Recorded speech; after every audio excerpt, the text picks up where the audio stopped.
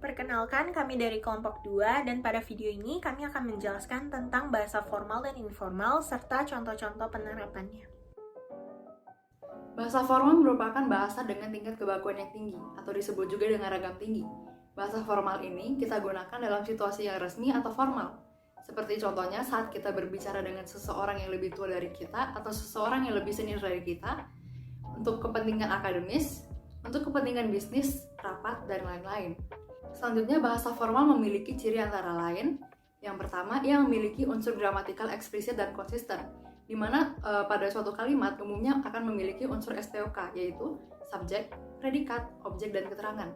Selanjutnya, yang kedua, ada menggunakan afiksasi atau imbuhan yang lengkap. Di sini imbuhan terbagi lagi menjadi 4 jenis, yaitu kata imbuhan yang terletak di awal kata, di tengah, di akhir, serta di awal dan di akhir suatu kata.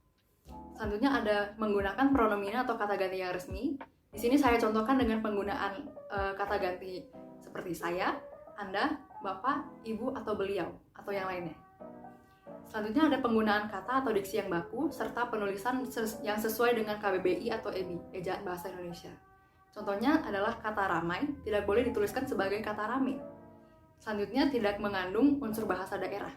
Contohnya apabila kita ingin mendeskripsikan kata sepeda motor, maka kita tidak boleh menuliskannya sebagai kata kereta yang merupakan bahasa Batak dari kata sepeda motor.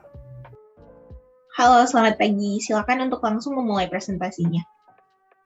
Selamat pagi, Bu. Perkenalkan, nama saya Tomo. Saya dari angkatan 2021A. Saya akan melakukan presentasi mengenai produk pangan yogurt.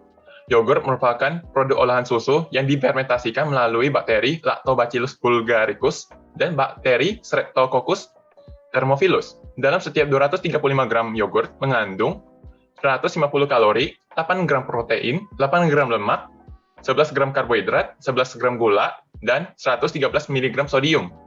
Selain dari kandungan, yogurt dapat menjaga kesehatan pencernaan, meningkatkan imunitas tubuh, dan dapat menurunkan kadar kolesterol jahat. Mungkin sekian presentasi dari saya. Mohon maaf bila terdapat kesalahan kata maupun perbuatan. Terima kasih. Terima kasih atas presentasinya. Dari presentasi tersebut, saya ingin mengajukan pertanyaan. Pertanyaan saya, mengapa susu yang digunakan dalam proses pembuatan yogurt harus dipanaskan terlebih dahulu? Saya persilakan menjawab. Susu yang difermentasikan harus dipanaskan terlebih dahulu untuk menurunkan populasi dari mikroba dalam susu. Baik, terima kasih atas jawabannya. Selamat pagi, silakan duduk. Selamat pagi, Pak. Silakan untuk memperkenalkan diri dan ceritakan sedikit tentang diri Anda. Baik, terima kasih, Pak. Pertama-tama, saya ingin memperkenalkan diri saya. Nama saya Kristabella Natali, dan saya adalah lulusan Universitas Pelita Harapan, jurusan Teknologi Pangan. Saya juga memiliki beberapa pengalaman kerja seperti yang sudah tertulis pada CV saya. Baik, Saudari Kristabella, apakah Anda memiliki keterampilan dalam teknik analisis mikrobiologi dalam bahan pangan?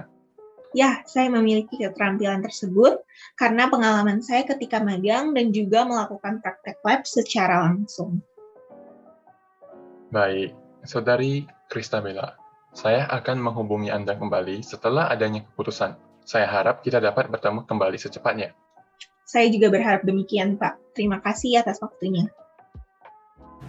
Bahasa informal merupakan bahasa yang biasa digunakan dalam situasi atau konteks yang tidak resmi, sehingga memberikan efek leluasa dan rileks kepada pembicara. Bahasa informal dapat dikenali dari penggunaan level kebakuan yang rendah atau ragam rendah. Bahasa informal adalah bahasa yang sehari-hari digunakan kepada keluarga, teman, kerabat, dan masih banyak lagi. Bahasa informal sendiri memiliki kosakata yang lebih beragam, karena telah termodifikasi seperti yang sekarang kita kenali, yaitu bahasa slang. Bahasa informal memiliki ciri khusus sebagai berikut. Yang pertama adalah tidak sesuai dengan ejaan bahasa Indonesia atau EBI. Yang kedua, memiliki unsur gramatikal atau SPOK yang tidak jelas dan kacau. Yang ketiga, afiksasi atau penggunaan imbuhan yang tidak jelas. Afiksasi adalah suatu proses pembentukan pada kata yang mengalami pengimbuhan atau pembubuhan afiks pada sebuah kata dasar ataupun bentuk dasar. Yang keempat, promina atau kata ganti yang tidak resmi. Yang kelima, diksi atau pemilihan kata yang tidak baku.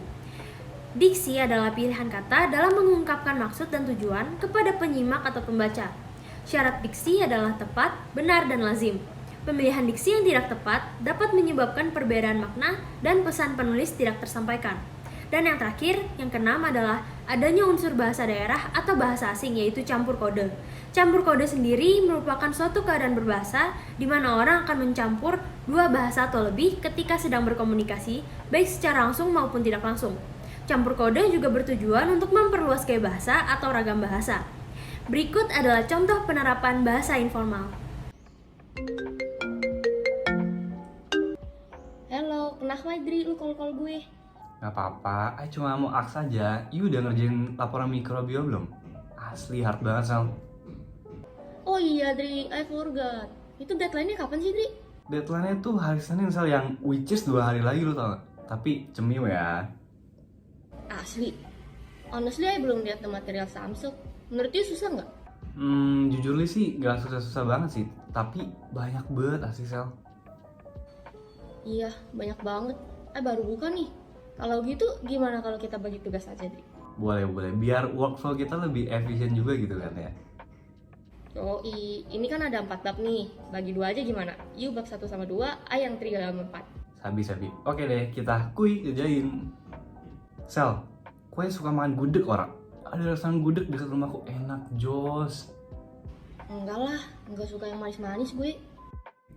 Yowes, jadinya kamu sukanya opo? Yang asin-asin aja. Kalau manis agak kurang srek gue. McD gimana tuh? Ada menu baru. Aduh, nggak boleh makan fast food sering-sering, nggak sehat kata Bu dosen. Ya udah, jadinya lu mau apa? Jangan yang manis-manis deh pokoknya. Rawon aja gimana? Ada rawon Pak Joko depan kampus, enak tenang loh, Sel. Jamin gak nih enak? Yo, 100% tak jamin. Coba dewe aja kalau udah percaya. Ya udah, ketemuan jam 1 deh di situ. Sekalian share rock dong.